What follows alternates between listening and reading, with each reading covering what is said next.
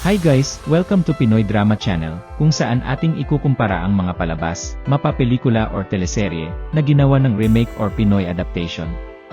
Sa araw na ito, ating ikukumpara ang main leads ng Korean drama na It's Okay Not to Be Okay, sa Philippine adaptation na ipapalabas ngayong taon sa Channel 2. Tara simulan na natin. Ko Moon Young, isang children's book author na may antisocial personality disorder. Sa Korean drama, ang karakter na ito ay ginampanan ni Seo Ye-jae. Sa Philippine adaptation naman, gagampanan ito ni Ann Curtis. Sa tingin ko bagay naman kay Miss Ann ang role. May pagkalunatic ang karakter na ito sa Korean drama to the point na naging obsessed na siya na makuha ang atensyon ng ka-love team nito. Although sanay tayo sa sweet image ni Ann, makikita naman natin ang pagkakalob niya sa noontime show na It's Showtime.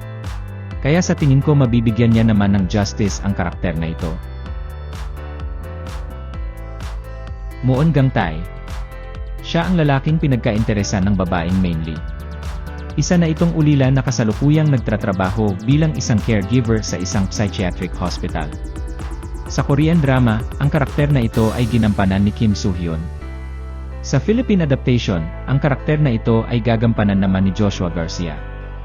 Siyempre ang first impression ko rin is masyadong bata si Joshua para ipareha kay Ann Curtis. Pero nakita naman natin kung gaano kagaling na aktor si Joshua. Maraming heavy scenes kasi ang karakter na ito especially pagdating sa kapatid niya na autistic. Ito marahil ang isang rason kung bakit si Joshua ang napili. Moon Sang-tae.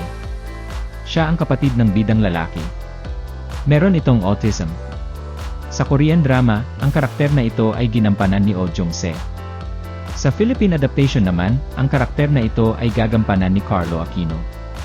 Walang duda pagdating sa mga heavy scenes, hindi ito magpapalamon kay Joshua Garcia, kaya bagay sa kanya ang role na ito. Ano sa tingin nyo guys?